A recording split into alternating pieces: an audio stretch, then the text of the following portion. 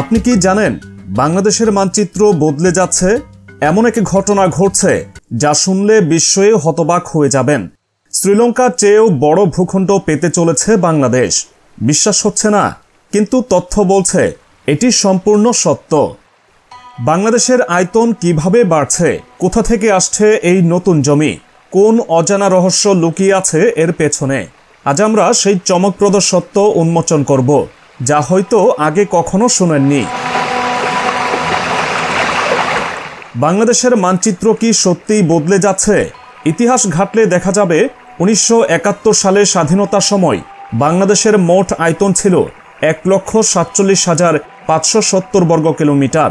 কিন্তু সময়ের সঙ্গে সঙ্গে বাংলাদেশ এক অদ্ভুত প্রাকৃতিক পরিবর্তনের মধ্য দিয়ে যাচ্ছে।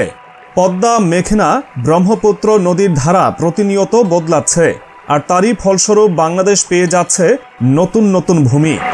বিশেষজ্ঞদের মতে বিগত কয়েক দশকে বাংলাদেশে প্রায় 50টিরও বেশি নতুন চর জেগে উঠেছে। এগুলোর সম্মিলিত আয়তন এতটাই বিশাল যে শ্রীলঙ্কার মোট আয়তনের চেয়ে বেশি হয়ে যেতে পারে। কিন্তু কিভাবে সম্ভব? এর পেছনে রয়েছে একটি স্বাভাবিক ভূতাত্ত্বিক প্রক্রিয়া। প্রতিদিনই পদ্মা, মেঘনা, ব্রহ্মপুত্র নদী থেকে শত কোটি টন পলি এসে পড়ছে বঙ্গোপসাগরে। এই পলিগুলো আস্তে আস্তে জমে নতুন ভূমির জন্ম দিচ্ছে, আর তার ফলেই বাংলাদেশ ক্রমাগত বড় হয়ে যাচ্ছে।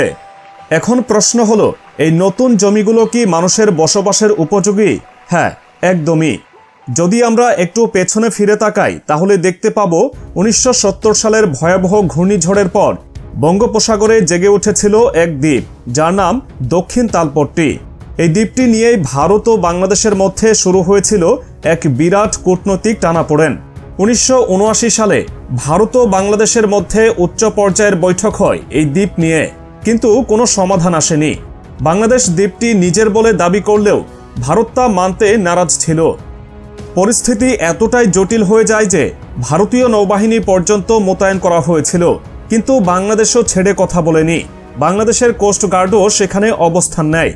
শেষ পর্যন্ত দ্বীপটি আন্তর্জাতিক আদালতে চলে যায় এবং 2016 সালে ভারত সেটি নিজেদের অধীনে নিয়ে নেয়। কিন্তু প্রকৃতি যেন এক অদ্ভুত প্রতিশোধ নেয়। দ্বীপটি কিছুদিন পরেই পুরোপুরি সমুদ্রের নিচে তলিয়ে যায়। ভারতের হাতে এসে যখন দ্বীপের মালিকানা গেল, তখন সেটি আর অস্তিত্বই রইল না। একটা দ্বীপ হারালেও প্রকৃতি যেন বাংলাদেশকে ফিরিয়ে দিয়েছে অনেক গুণ বেশি। দক্ষিণ তালপট্টি চলে গেলেও তার বদলে জেগে উঠেছে চর কুকরিমুকরি, চর ওসমান, চর কামাল, চর গাঙ্গুলিয়া। বিশেষজ্ঞদের মতে এই চরগুলোর আয়তন এতটাই বিশাল যে একত্রে হিসাব করলে তা কয়েকটি দেশের আয়তনের সমান।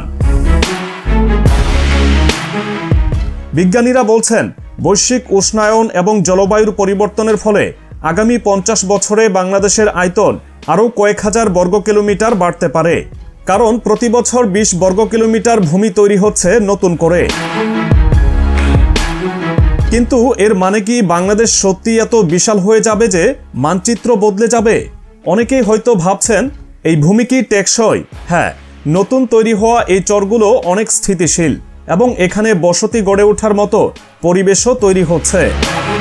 একদিকে যখন পৃথিবীর অনেক দেশ ভূমি হারাচ্ছে, তখন বাংলাদেশ ভূমি অর্জন করছে। যা একসময় স্বপ্নের মতো মনে হতো, তা এখন বাস্তব। তাহলে প্রশ্ন হচ্ছে, বাংলাদেশ কি সত্যিই শ্রীলঙ্কার চেয়েও বড় ভূখণ্ড পেতে চলেছে? এর উত্তর খুঁজতে গেলে আমাদের ফিরে যেতে হবে কয়েক দশক পেছনে। বাংলাদেশ এমন একটি দেশ যেখানে নদীর সাথে যুদ্ধ করেই টিকে থাকতে হয়।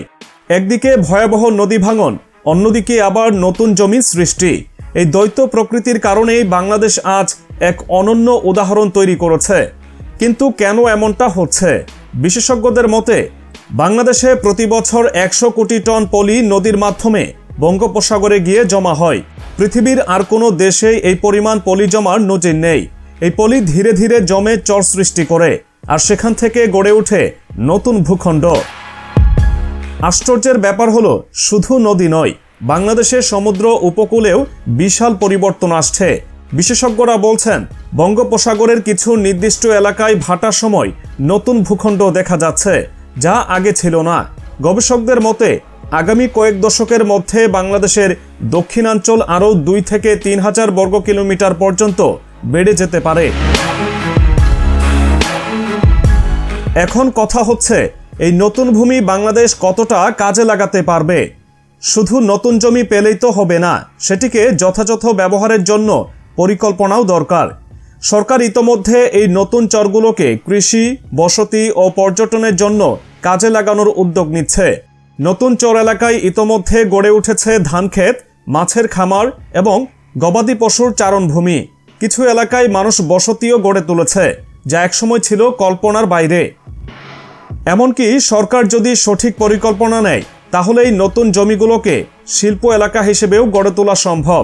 তখন এই নতুন ভূখণ্ড শুধু আয়তন বাড়ানোর জন্যই নয়, বরং দেশের অর্থনীতিতেও গুরুত্বপূর্ণ অবদান রাখবে। কিন্তু এই বৃদ্ধির সঙ্গে সঙ্গে কিছু চ্যালেঞ্জও রয়েছে। অনেক বিশেষজ্ঞই বলছেন, নতুন জমি গঠনের হার যেমন বাড়ছে, নদী ভাঙনের কারণে কিছু পুরনো ভূখণ্ড হারিয়ে যাচ্ছে। প্রতিবছর প্রায় 32 বর্গ কিলোমিটার ভূমি নদী গর্ভে বিলীন হয়ে যায়। তাই বাংলাদেশকে ভূমি ব্যবস্থাপনা নিয়ে আরও কার্যকর পদক্ষেপ নিতে হবে, যেন নতুন পাওয়া জমিগুলো সংরক্ষণ করা যায়। শ্রীলঙ্কার মোট আয়তন 65,610 বর্গ কিলোমিটার, আর বাংলাদেশের আয়তন এখন আনুমানিক 1,48,000 বর্গ কিলোমিটার। যদি প্রতি বছর বাংলাদেশ 20 থেকে 25 বর্গ কিলোমিটার করে নতুন জমি পায়, তাহলে আগামী 100 বছরে আয়তন 2 লক্ষ বর্গ কিলোমিটারেরও বেশি হয়ে যেতে পারে।